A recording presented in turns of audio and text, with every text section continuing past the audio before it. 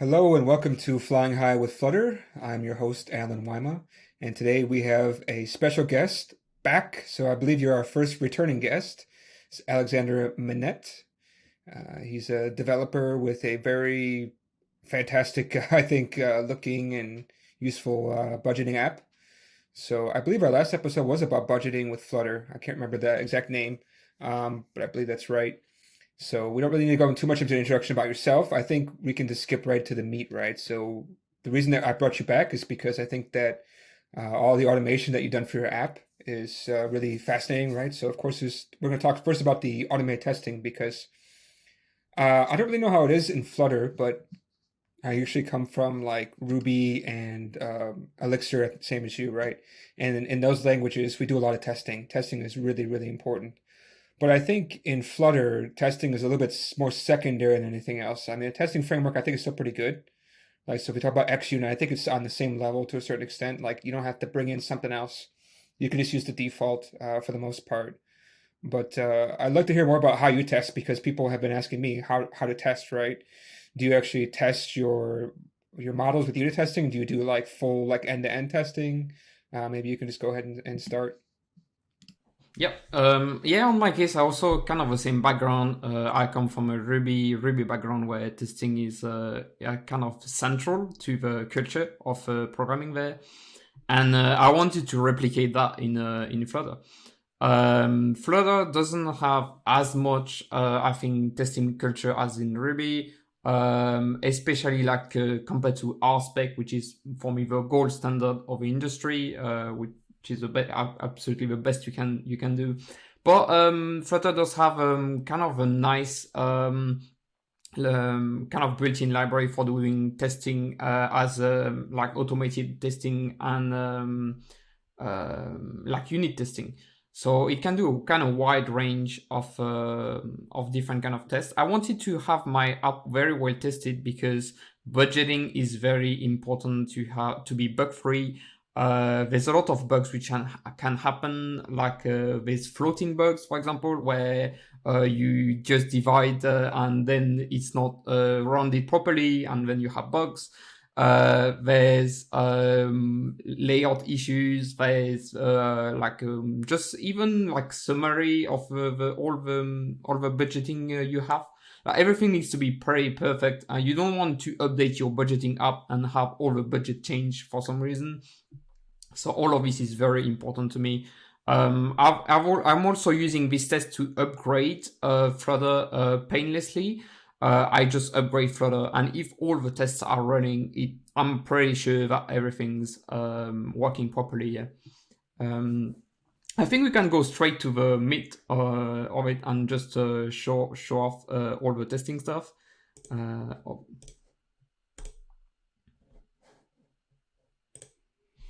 So this is all my code, yeah, for the budgeting app. I've also been running all the tests just before the show to make sure everything's running properly, but everything runs properly.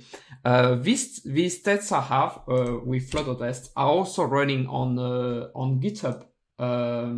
This is something I've not mentioned last time, but I have some GitHub workflow which are running the tests here. So as soon as I do git commit and git push, all the tests are running directly on GitHub. This is also pretty useful to discover like bugs where some tests might be running properly locally and then it just doesn't run on some automated platform here. So all the tests are here. I have a good collection of any kind of test you can think of. So I have database tests. We can see here, for example. So here, for example, I calculate, this is kind of what you think about budgeting. So calculating the balance, which is the most like stereotypical test you can think of in a budgeting app. Yeah. But I also have like goldens where the widgets are rendered and then it's being compared to the default image. And this is especially useful on like Flutter upgrades or similar stuff to make sure everything is being rendered properly. I have keyboard tests. Because the budgeting app has also a custom keyboard to handle zeros. I'm gonna run the app in parallel, so whenever I want to talk about something, I can show it. The app has some custom keyboard, yeah. So whenever you're using like the expense feature and you just tap, you have multiple digits, and then you have spaces between them, and all the text selection is done manually, yeah, because there's nothing by default in Flutter to handle this. So all of this needs to be tested to make sure that if I click in the middle, if I tap, sorry, in the middle of a very long digit, like number with some space in the middle, and I delete one in the middle, that doesn't delete the space, that deletes the number just after, yeah. So all of this is tested, yeah. I have a pretty good coverage. I have, I think, about 70% coverage on the app, yeah. And the tests are running in like 3 minutes. Actually, it says here 2 minutes per day. So that's kind of okay, good enough to be usable, yeah. What library are you using to actually run your test coverage? Is that something that you can get default out of the Flutter SDK? Yeah, I'm using the default Flutter testing framework. I'm also using another library for the Goldens, because the default Golden library doesn't handle custom fonts, or at least it wasn't in the past when I've started to build my tests there. I'm also using some SQLite library to handle SQLite on the testing part, because on the device is using the default SQLite, but on your computer you need to use the system SQLite. So you need a library to handle the SQLite part for the test there. So this is what I'm using, and I think that's pretty much it. Yeah. I think anything else is using the built-in test framework. That's it. Yeah. I'm thinking, maybe I missed this, but do you say you actually run? I mean, because it looks like you're testing like everything, right? So you do have some unit testing. You also have some actual testing where you're hitting like a keyboard, right, to test a custom keyboard that you made. Yeah, exactly. Yeah. Okay. You wanted to talk about the widgets ones. So I think widget testing is something that a lot of people struggle with. Even I struggle with, like, how to do widget testing. To me, unit testing is pretty straightforward, but I think widget testing, like, how to should I start adding keys to elements if I want to get to them, just so I can test them? Like, that's a kind of a question that I wonder about sometimes, because I want to get to certain things and I don't know if I should, just add a key to make it easy or not. Yeah, usually I add a key as a last resort. There's been a few times where I need to add a key, but usually, so this is, for example, this test is, for example, one of the biggest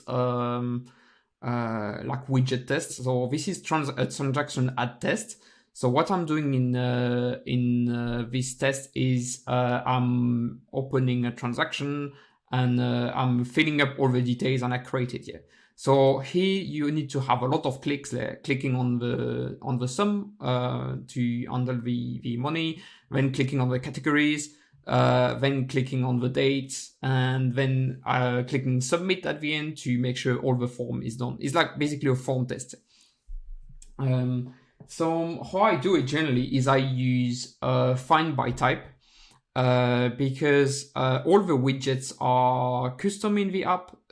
So I also have a currency input, a date input, and a category input, and so all these inputs are different types in the code. So this is pretty useful to as a kind of filter to tap directly on it. I can find the currency input, tap here, and type 400 in it. So it means that it's going to put 400 on top. And then I can verify that the form is valid, yeah. I think around, yeah, not this one, but yeah, I think this one validates as well.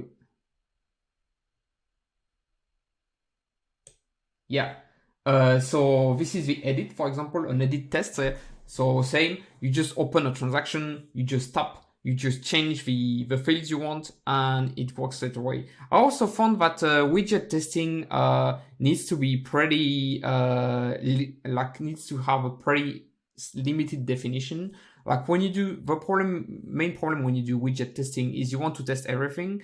For example, in this app on my widgets here. So let's open it and open the screen associated to it. Yeah. So this screen I'm testing has a lot of widgets here. It has the currency, the description, the category. But some widgets are also redirecting to another page. You see, for example, here the category. And I don't necessarily want to test all of this. I prefer to test the category widget by itself and then test the expense widget in another way. I think the scope of the widget needs to be kind of defined because usually the main issue with widget testing is you tend to test too much things at once. Yeah. You tend to test too much things at once. So like usually what I would do is either I would pre-fill the category I want or I would just mock it. I think there's a few places where I just mock the widget to return directly what I want. Yeah. So this way I can in one file test only the logic of the form and then in another file test the category by itself. Yeah. And you also actually run tests and compare these with an image of what it should look like, right? Yeah, exactly. So here you see all the because somebody just asked in the chat, actually, they want to know more about that. And I also mentioned quite interested in that. So I do remember you told me about this, yeah. So maybe you could talk more about how this actually works, because this does remind me of like React. I think React has something where like you render a widget, you render some code and you can compare directly if it renders on text. So now you can compare which it looks like on the screen versus a picture, which was also rendered. Yeah, so the built-in library for doing Goldens is doing actually this one. So it doesn't run the text, it runs blocks which are squared. This is quite useful, as they say in the documentation, to discard any rendering issue for text. But I found that in practice is pretty hard, like as you can see on the screen now. And maybe for the listeners of the podcast, you can just imagine some blocky squares everywhere. It's kind of difficult to find, to make sense of what you see if you don't have proper text here to work with. So usually what I do is I use this Golden library. So where is it?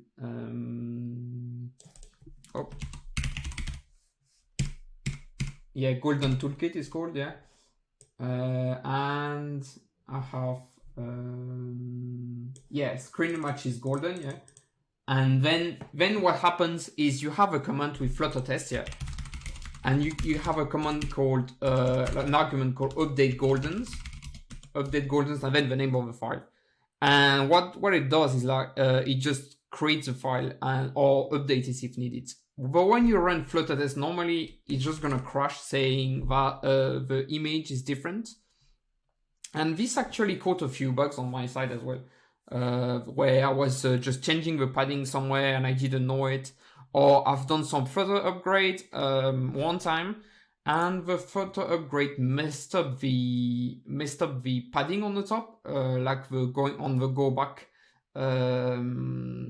Like go back tab bar on the top here. It just messed up the padding here. So this is pretty useful for this here, because even if the form is working, you don't really know how it looks like. So usually what I do, I do both in the same time. I do both the widget testing and the screenshot generation.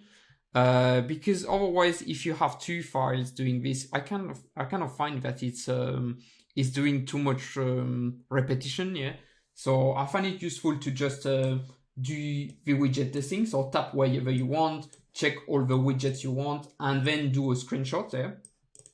So this way you do two things at once, and you don't have to repeat yourself. That's usually what I do.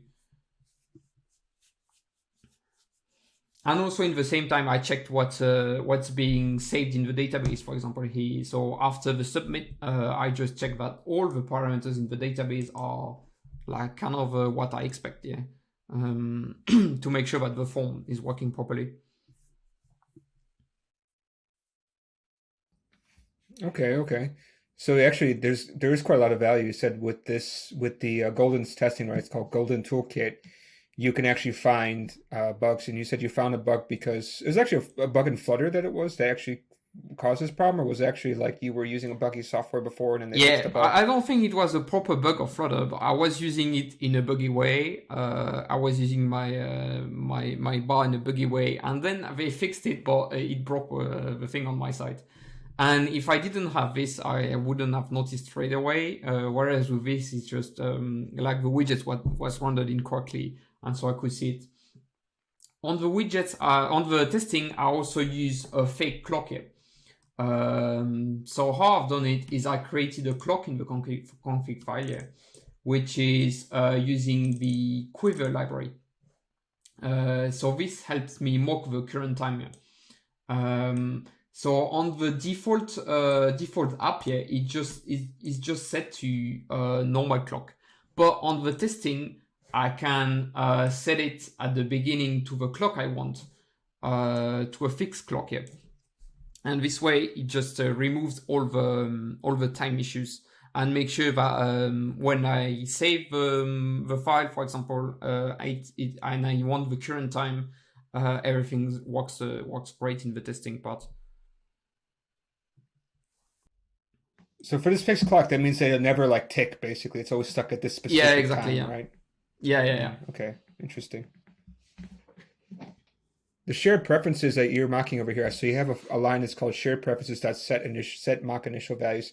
Did you write this yourself, or is this something that came with the shared preferences library? No, it comes with a shared preference. You can just save any key value you want at the beginning of your test here, and it just saves it in the fake local data. What I'm doing here is actually I save the last synchronization date with the server, because whenever you create a new transaction, the app wants to save it to the server, so it should like behave accordingly with this value. So this is what I'm using it for. I also add a few data at the beginning. I had some exchange rate and some settings to make sure that the testing behaves properly. This is kind of a one of the like more complicated widget testing I have here, I think. Like the unit ones are usually like a bit more simple. You just use the function, send the parameters you want, and do expect on the other side. Are you actually using any Mockito within your tests too? Because it seems like you're creating a bunch of custom mock objects, unless I'm wrong. Yeah, I was using, so I have a few mock objects here. Usually what I do, I was using Mockito in the past, but the problem with the new upgrade of null safety in Dart made this Mockito library pretty unusable. So you can still use it, but it's not as good as it was before. What I'm doing nowadays is let me find an example somewhere. I use some fake I still use the Mockito library in some places, but usually all the classes in my code have some have on the constructor the object I want, which is initialized in the normal code to a proper object. And in the test, what I do is I replace this object with what I want, and it makes it very useful to mock the behavior of the class here. Let me find an example somewhere. So this is this is not interesting. Maybe here.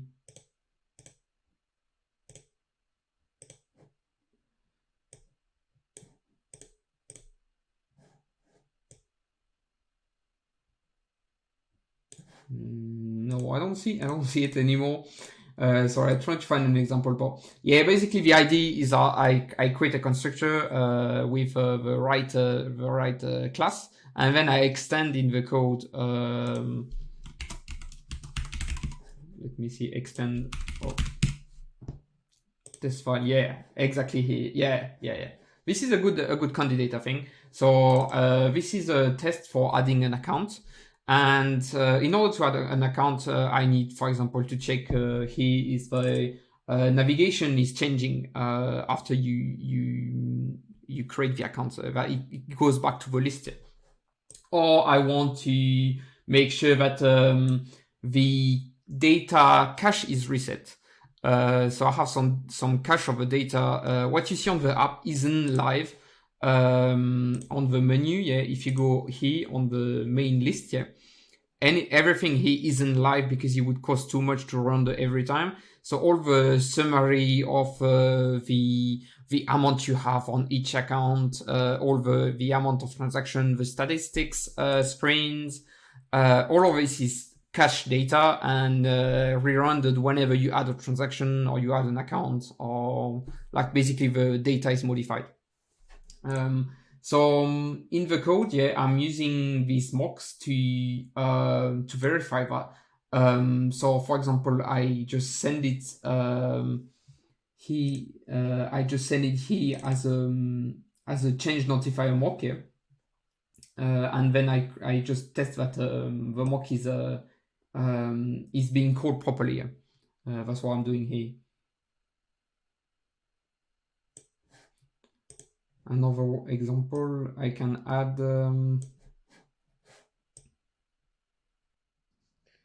Yeah, so, here, for example, sorry. I was gonna say you're using provider, right, for your state management? Yeah. All the state management is done using provider. In the past, I was just using some simple change notifier, but it became kind of unusable pretty quickly. Provider is working like much better, and it's handled for this kind of use case, and it's very easy to mock as well. You can just send it in like you can just like make one new one in your test and bind it to the change notifier, and it just works straight away. So that's pretty useful for testing, yeah. Okay, this is pretty cool. But yeah, okay. I also saw you also use VCRs too, right? So maybe you can talk a little bit about what the VCR is, because I remember that from Elixir, right? And also I must mean everything Ruby, everything else. Maybe you can talk about what it is, why you use it, and how you use it. Yeah, so for like so this is a test account, for example.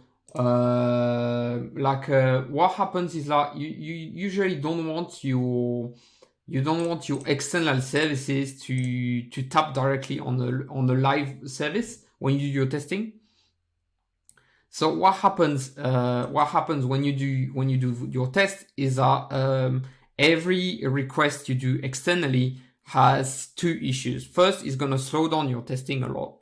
Like if your live data, your live service you're calling, your HTTP request takes 2 seconds to do, and you're doing a lot of tests, it can usually take like 20 seconds, like cumulated issues, cumulated time loss. And the second issue is adding flaky tests to your code base.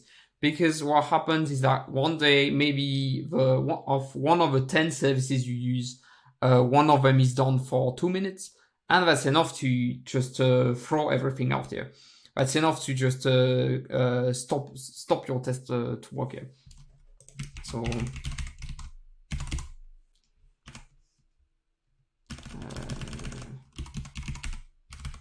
yeah. So for example, here I'm using a cassette here for an external service. So this external service is a service I'm using, like it's a kind of competitor app here. And I'm providing the service to my app users to synchronize the data from the old accounts, basically. Like let's say they want to switch to this app and they had this other app, they can use this service here. So what I'm doing here is I just replace the HTTP request by a file. And this file is just all the data which is usually sent from this service. So this cassette is just a JSON file containing all the data you get back. So all the HTTP headers, all the content, all of this here. is basically a replacement for an HTTP request. And then in the code, I can just use like a client with VCR adapter, which is gonna return this anytime it's being called. Usually, how I do it is like let me find the client. Usually, how I do it is I add a like a static member to the classes called client, which is in the live live app is created with a real HTTP client, but in the code I can just replace it to a fake client and it just works here. So you're gonna see a lot of this code kind of everywhere in my app.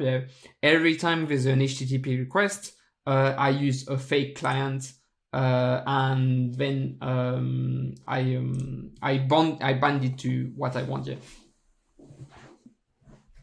That's basically the gist of it. But when you create these cassettes, I think you have to first run the tests, and then it'll actually get a real result for you, right? And then you save it. Yeah, exactly. Yeah. So how it works is that if the file doesn't exist, so it takes the name as a parameter. If the file doesn't exist, it creates it. And if it if it doesn't exist, or it creates it, and if it exists, it just takes the file and return the content as a HTTP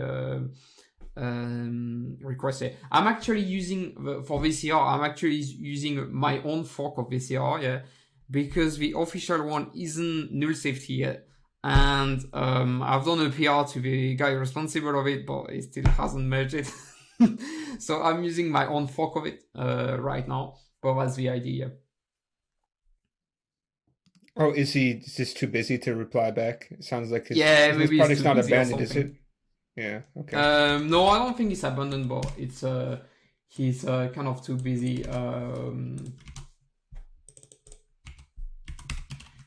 So I'm using my own VCR fork, which is updated, because the issue is that the official VCR is bound to some pretty old versions of Dio, and so it made me slow down my upgrade by quite a bit. So I had to fork it to do the null safety. So as soon as it's merged, you can use it with a new shiny Dart, but otherwise you can just use my fork in the meantime. That's the idea. Yeah, that's definitely something I found a little bit painful recently, like when I had to update to Flutter 2 a while back for a client. Yeah. It took me forever. I don't even have null safety yet because still some packages that we're using may be abandoned, I think. But in general, it took forever. And some libraries are using shared dependencies and some are using older ones, some are using newer versions. So I try to find versions that try to satisfy everything. It's really painful, I think, to update your app all at once. Yeah, I have the same issues. I'm actually not on null safety yet because I still have a few libraries. I've forked the biggest offenders, like he, or even this flush bar. I forked this one as well, because even not talking about the new null safety feature. One of the main issues of some older libraries is that they prevent you to upgrade pretty hard, and at some point you just stuck it. Like if it requires a version, like in this case, for example, it required a version too old of Dio, but another library I had was requiring a new one, so it made kind of a conflict, an unsolvable conflict, and I had to do something. So this is the option I took. I just kind of forked the library and made the changes myself. But any project big enough has these issues at some point, and old enough has these issues for sure. That's the main problem. Yeah, it kind of made me think about. I was just listening to a recent podcast episode of Flutter 101, and one of the guys on there, I think he created Alfred, and he was talking about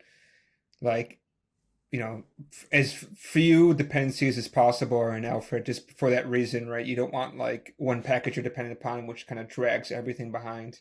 So it's better just to keep everything you can inside of one package. Otherwise, what we're talking about is that the guy may abandon it, or he's got different version than everybody else, and that's really the most painful part, I think. Yeah, it's a pretty big problem. In the case of VCR, it's not that big of an issue because the library is pretty small, so it didn't take me too long to upgrade to more modern standards. But yeah, if you depending on some pretty big library, that can be an issue. Yeah, that can be pretty painful and that can drag you down in the future. I really don't know whenever I could migrate to null safety. This will be some pretty big problem on my side, I think.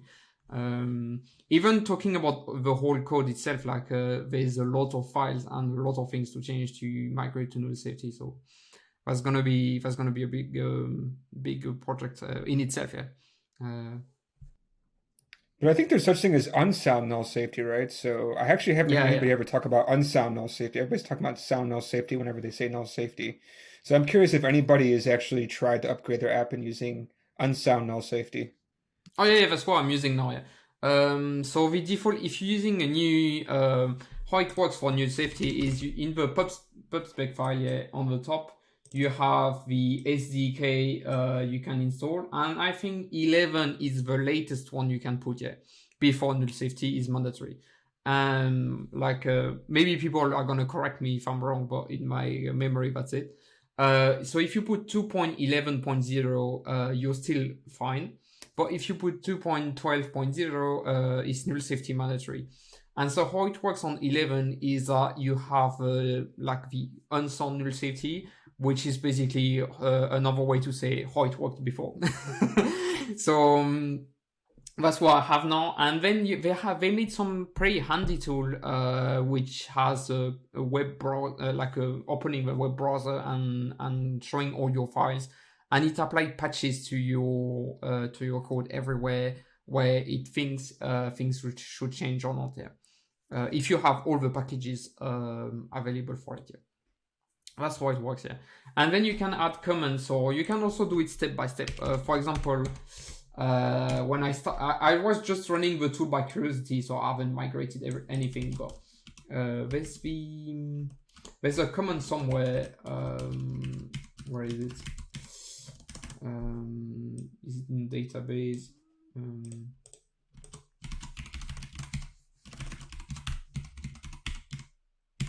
Let me find the right place for it. They have a comment you can put on your functions that works as a way to say this will be mandatory null safety. I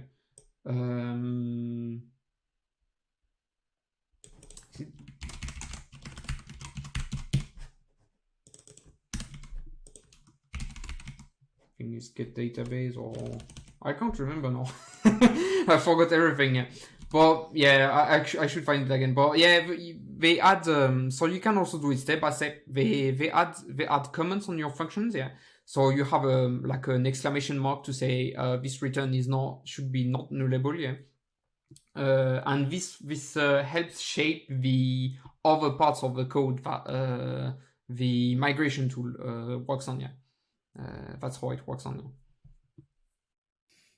Yeah, because I'm thinking there must be a way that you could just add null safety but have it unsound if some packages are not quite ready yet. But it seems like that's what I'm doing now. Yeah. So you do have something you do have unsound null safety, because I don't see anything in your code base that makes me feel like it's unsound or like it's null safety, right? Because usually you have to add bangs here and there if it's going to be nullable, right?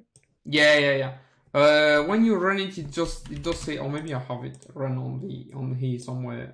When you run it, it just say running with unsound null safety. And to run with sound null safety, you need to use dart migrate, I think it's called, the dart migrate tool, and then add 2.12 in the pubspec file to notify that because the newest SDK of Flutter are using null safety by default. That's how it works. Yeah, I'm looking forward to that. I'll have to do that someday. Yeah. Okay, I think. Go ahead. Sorry, second. Go ahead. No. If you had something to say, otherwise I was going to say we can start to show off your other automation that you have. I think. Oh yeah. No, we can go ahead and show off your other automated stuff. So this is the testing part here. So I've put a lot of effort into this, but there's also a lot of kind of automation I've been working on to automate the boring part of the app. So I support a lot of languages. So here I have the local files like French, Spanish, English, Portuguese, Russian, Vietnamese, there's lots of them, German. And this makes a pain to maintain the Play Store page, because every time you change something in the app, even one screen, you have to update the capture for each language. And each language has 5 screenshots, or 6, I think. Is it 5 or 6? Maybe 6. And so it's 6 times the number of languages. And you have to update all the descriptions on it. You have to update all the everything. It takes forever to do. So if you're supporting maybe one language, that's fine. But as soon as you start to support multiple languages, that's just too much pain to deal with. So how I've done it is I've automated the whole process. Like everything is automated, like completely from start to finish. So I have some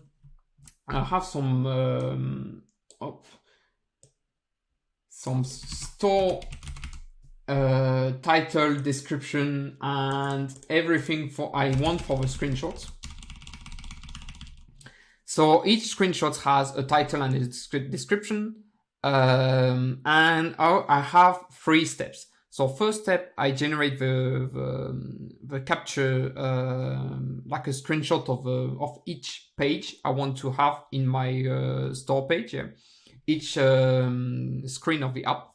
Then I have a second step which takes this raw screen, so just the screenshot is like a phone screenshot, and makes it nicer into what you rarely see on the store page, on the Play Store page. And then the last step is sending all of these to the Play Store with the Play Store API. Because if you do this manually, this also takes forever, because you have to go each page by each page and delete one by one the screenshots, and then re-upload the other ones, but times the number of languages. Yeah. So I have here a special driver which is called screenshot, which is the interesting part here. So this driver is what's responsible for creating screenshots. So what it does, it downloads like a stub database on the app here. Goes each screen by each screen, taps into the account, takes a screenshot, types into the settings, takes a screenshot, taps into the statistics, takes a screenshot. So this creates a lot of screenshots for each language, and also each currency, because I also have currencies associated to languages. I can show you some example of that, of all these screenshots on the first step. So they generated here, yeah.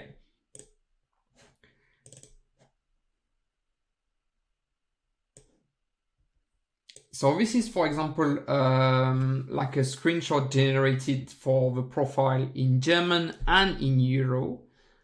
And this is, for example, here the same page but in English. So I'm generating one screenshot in English, one screenshot in German. And you can notice I also change the default bank name. So in German it's called Bankkonto. Can't pronounce this. And in English it's just called bank accounts. So this is what I'm doing to make it more localized here. And each language have their own currencies. So for example, for Russian, I'm generating the ruble version of the app, so using ruble as the default currency, but I'm also generating one in euros in case people are browsing the website from European country, because you have also a significant minority of Russian-speaking people living on the European Union. So they want also to see the page in euro and not in ruble. So this is what I'm doing here. So this is the first step here. The first step of the capture screen is to generate this. So I'm gonna run it straight away so we can see it in action. Yeah, so what libraries are you actually using for that? It looks like you're using Flutter driver, which I think is actually part of Flutter itself, or am I wrong? Yeah, so in the past I was using a package called Screenshots, which was made for this purpose, but the issue is it's not maintained anymore. So I'm not relying directly on the Flutter driver to do this. So let me open. Really? So I'm looking at it. I do see one called Screenshot, but maybe that's not the same one. No, it's Screenshots with an S, yeah. Screenshots. Screenshot. Oh. Yeah. And this one has been not updated since 2019 or something. Yeah, I see that. And this was a big issue for me because of this, yeah. So did you actually just crack open this plugin and then just crack open this library and then start like seeing how it works and then writing your own? Is that what you did? Yeah, exactly. So like in the driver, in the screenshot driver, you have where is it? Yeah, I've just replaced basically the screenshot command by this, like the package. You can in the Flutter driver you can use screenshots here. Even if the Flutter documentation says it might not work properly, actually it works fine in my use case. And then you can just write the file directly. So you don't need to use an external library to generate screenshots. You can just use the default Flutter driver to do this. So I'm gonna run it as a demo.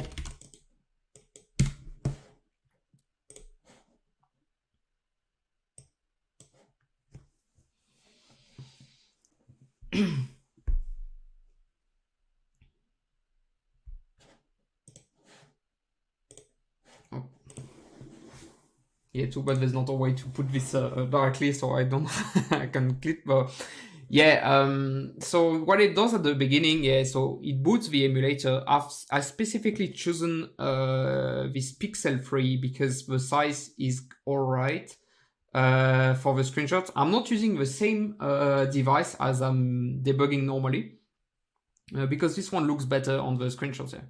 So that's why I'm using it. And at the beginning, when the app boots, it just downloads a database, like a stub database, and this database is used for the screenshots. Then there's a lot of like small commands, like setting up the time, for example, because this database isn't updated. I also need to set up the current time so that the statistics screen look okay, even if it's in 2019. But that's it, yeah. So it's gonna start soon. Yeah. So the app just boots, yeah.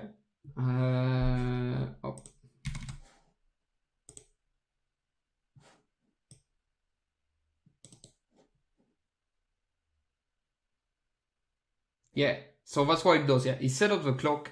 It disables the animations, the flare animations, because I'm using flare as well.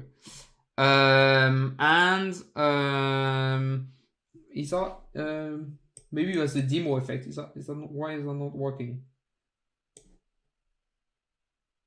That's kind of a demo effect. It didn't manage to download the database. Yeah, I'm disabling flare because flare is what I'm using for the animation, and obviously you don't want any animation to show up on your screenshot, because the screenshot might look weird depending on the time you have done the screenshot. Also, flare, we could do another subject on this as well, small subject, but flare is an amazing piece of technology as well. And then, so I'm downloading the database, and then I'm clicking up on each screen step by step, waiting between each screen, and taking the screenshot and saving the file every time. And I'm doing this for each local and each currency, and all these local and currency are in the config file of the project. Yeah, it's working now. Yeah, it was a demo effect. So this is the app in French, for example, and it's gonna wait a little bit at the beginning to make sure everything is set up, take a screenshot, and then move on. Oh, is that working? Yeah, exactly. So now it's switching to English. It's going to the transaction. It's saving the file. You can see save, test capture, transaction English, like pipe euro. I'm using the pipe as a delimiter for the currency in the file name. Then it does the same thing in Russian. It takes about, so we're not gonna run everything because it's very slow, but it takes about like a 15 to 20 minutes to generate all the screenshots. So he's Vietnamese, then it's back to German. So it does all the different captures here. So do you actually have a CI server that runs all this, or you just kind of set this in the morning and then go get your coffee and come back and then submit to the App Store, or how do you usually do No, this? I don't. I'm not using any remote stuff for this. I'm doing it myself because, like, usually the screens they don't change every release. Because you have also a lot of things they cannot see in your app, or they can see but they are not showing up on the Play Store page as well. So I'm only doing this when I have significant changes on the interface, and so this is usually done every month or so when I have a lot of changes in the interface. And yeah, I've not seen the need to fully automate this yet. It's good as it is now. It takes 20 minutes and I don't need to run it every day. So that's kind of okay, I think. That's a good compromise for me. Yeah, I think for most of the apps I work on, we never actually update the screenshots ever. Yeah, maybe I'm kind of like uncommon in the apps because normally people they don't bother to set up something like this. Also, I don't know if people noticed for people who are seeing this live, but there's the currency changing on the bottom every time. Yeah, so on the bottom of the app, the current currency is where you tap to get the account here. So every time you change the currency, it's changing this as well. So all of this, I'm doing it for. So in the config file, there's all these supported languages. So this I can also add a new language if I want here. And then for each language, there's Euro by default. Yeah. So I've put a default, so I don't need to put it again. And then I also have additional screenshots to do if I want to. So I can generate English and rubles, Russian and rubles, or I can have like some odd combination here if I want to. So the driver reads this and loops through all of them. Yeah. That's how it works here. We can also have a look at the code of the driver. So you have two parts on the driver. You have the test part, which is not running. So how it works in Flutter is that it's not running in the main, in the same place as the other file is running. So this file just runs on your computer. The screenshot underscore test.dat runs on your computer, and the screenshot.dat runs on the device itself. So you need a communication channel between the two because you're not on the same place here.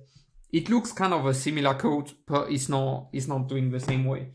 So you have a communication message with Flutter driver extension, and you receive messages from the test, which is why it's called that's why it's called a driver in the Flutter language, is because it's actually kind of a like Selenium kind of driver. That's the way it works here. So you send messages. So for example, here I request data back to accounts to the app, and the app sees, I need to go back to account. and then I push the current navigation to the accounts page, so it means I'm back to the accounts here. So this is for all of this here. So this is the demo DB I download at the beginning, and there's a lot of like small messages here to communicate between both here. And here I have a fixed clock as well.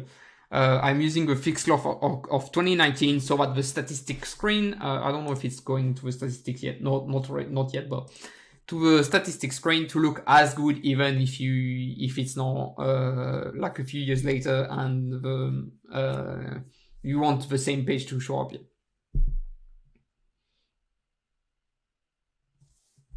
Why did you choose that specific date and time?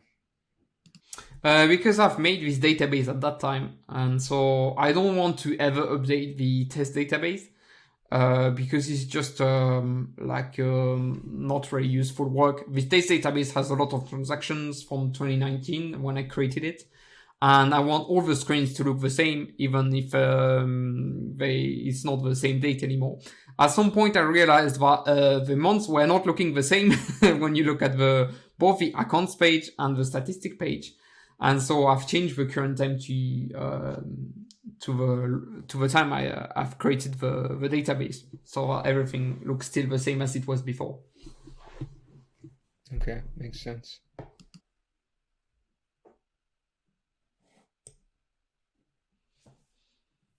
And also here is a piece of code I'm using to every time you change the language. I don't know if you've seen here, like it's like I talked about last time. So for example, in English it's called bank account. What language is this? Portuguese. It's called conta bancária. And you want your user to see this. You want them to see something which looks familiar, even on the account names. Yeah. So I have a bunch of hard-coded raw query. Yeah, we just change the name on the account here. So these IDs are the database IDs. These random IDs are just the database IDs I have in my fake database. Yeah, I figured that. That's what it looks like to me because they're all hard-coded. Yeah, it's hard-coded because it's a demo database, so that's kind of hard-coded. And also I disable the sync service here because my synchronized service to synchronize the transactions and everything has some annoying side effect, because on the top it has a small loader every time something changes, to synchronize everything. So I don't want this to show up on the screenshots. So I just disable the synchronized service. That makes sense. Okay, this is pretty cool. So we went through your automated testing. We went through your how you create the screenshots. Yeah. I would love to ask for more things. I'm sure you have even more, but I think we're approaching the end of our time, to be honest. Already. Yeah, sorry. Because so I'm gonna do it very quick. Yeah. So this is the first step. Yeah, and the second step is taking this and transforming it into something which looks like where is it? My tool. Here into like this. So this is something like that you see on the Play Store. How it works really cool. Is like it takes the screenshot generated just before and creates put it into an HTML page and takes a screenshot of this page with Puppeteer. So this is on Node.js. So if you see each screenshot has an HTML page representing everything I want here, and it has the screen.png that here I replace. And this is creating something like this. So you have a profile in German, profile in English, with every time you have the proper screen in the middle. Accounts, homepage in German, homepage in French. And I haven't generated like all of them yet, but we could do it if we need it. So I'm doing this quick here. And then you have the third step, which is uploading the screenshots. And you have a piece of code here which is using the Google Play Store API and takes this thing we've seen before. Sorry. The nice one we've seen before, the nice screenshot, and uploads it to the Play Store along with the description, the title, and everything which are in the language file. So this is all the Play Store logic. Yeah. And you wrote this in TypeScript, right? I was actually pretty surprised you're not using Dart, right? Or you can actually use Dart directly within Node. Yeah, you could use Dart, but I'm not sure Google has the Google API made in Dart yet, or has it? That's Would what make sense if they did. I'm surprised if they don't. Yeah, but that's Google, it's a big company, so like one hand doesn't know what the other hand is doing.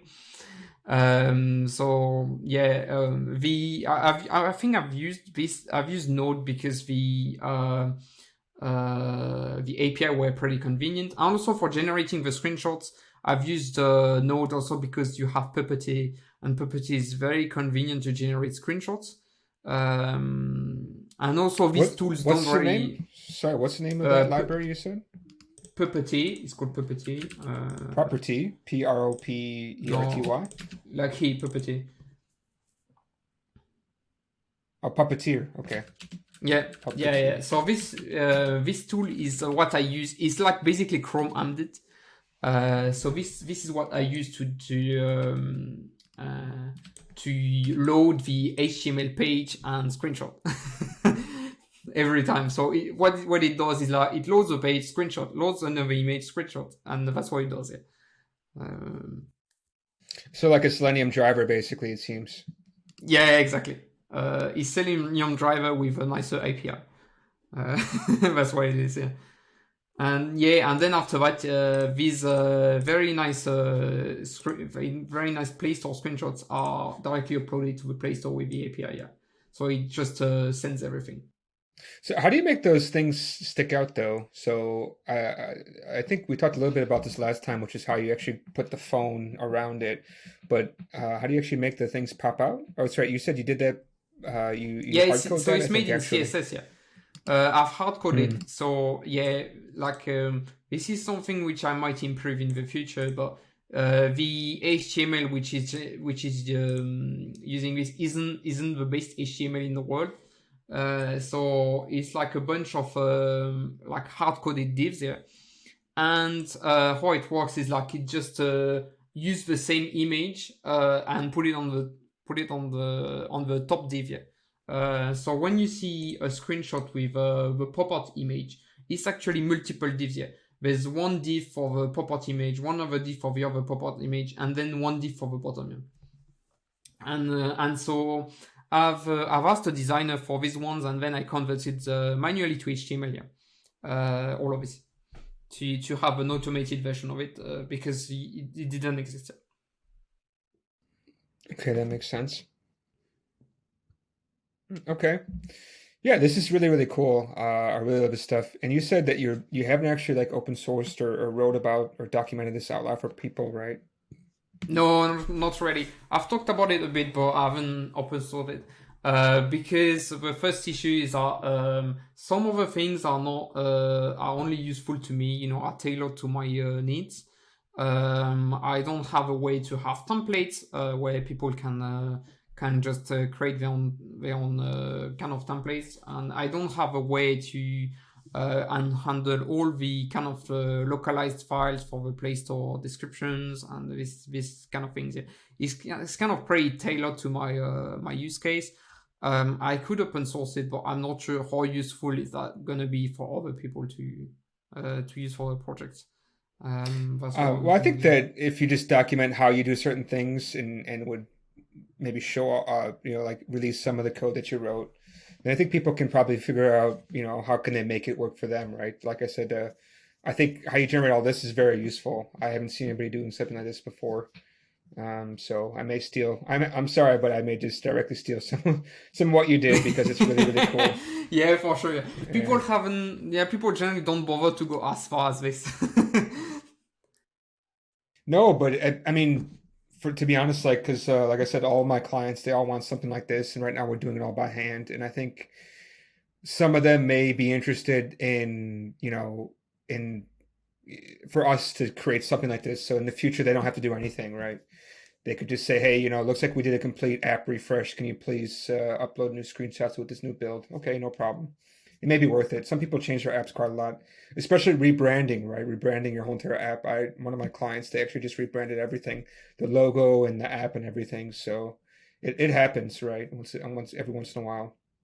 And Yeah, so I that's pretty think, great for that. I also used, mm, I also done this actually because I've done a redesign of some of the pages, especially statistics and home, and I had to redo all the screenshots. And now, when I want to redo all the screenshots, I just launch the Flutter driver to take screenshots. I go grab a coffee 20 minutes after everything's done. I just generate all these ones, which takes about 5 minutes to generate all the nice ones here. Then the upload takes about 5 minutes in itself as well. And like in kind of half an hour, everything is now live again, and everything's updated. Yeah, which is amazing if you compare to everything you do manually. It's just you cannot compare the speed yet. yeah, I think the only thing that you're missing now is actually, I guess you don't have this app on the iOS store, so that would be one other thing to add in, just the iOS one. Yeah, and that's pretty annoying in itself because iOS has different constraints. First, it has you need a pixel perfect size of the image you have here. I don't remember the size it accepts, but what you see now is designed for iOS. I had to redesign it once because the one I had before wasn't just working. They don't accept any kind of image like the Play Store do. The Play Store just resizes whatever you give to it, whereas the App Store just says, I want this size, and that's it. And the second problem is that the Play Store has a lot of APIs, and the App Store doesn't, or doesn't have as much yet. So I might have like a file to open the App Store myself and like automate the browsing to click everywhere. I don't know how I'm gonna do this, but that's what I want to do. Because it's just too slow. I can't do this manually. It's just too long. There's no way doing this for like 6 or 7 languages. I don't remember how many I have. It's just too much work. It's just too long. Yeah, I see that, and I do remember you have to have like one or two like iOS, like iPad screenshots too, which is also a little bit annoying.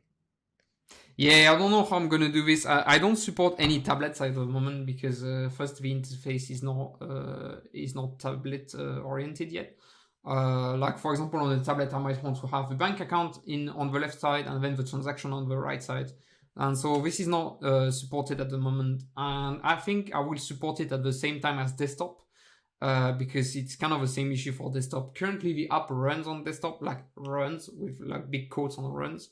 But you can't really use it. It's not made for a desktop. To use an app on a desktop, you need a desktop UI, and this is something you need to adapt as well. Yeah, that makes sense. Okay. Really, thank you so much for taking all the time to show everything. And I'm sorry if you won't be able to talk for the rest of the day because you spent a lot of time describing everything that you've done.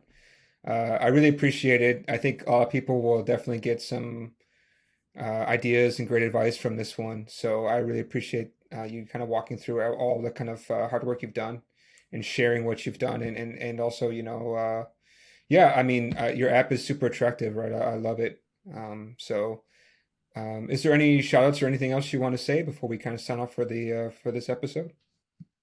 Not really. Please download the app and put some 5-star.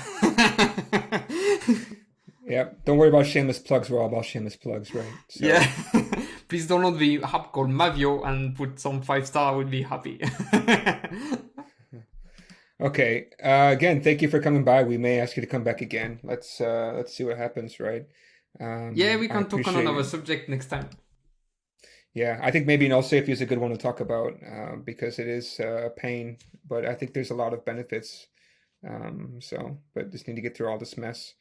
Okay, so again, thank you for coming by, and hopefully we'll see you again soon. Thanks. See you.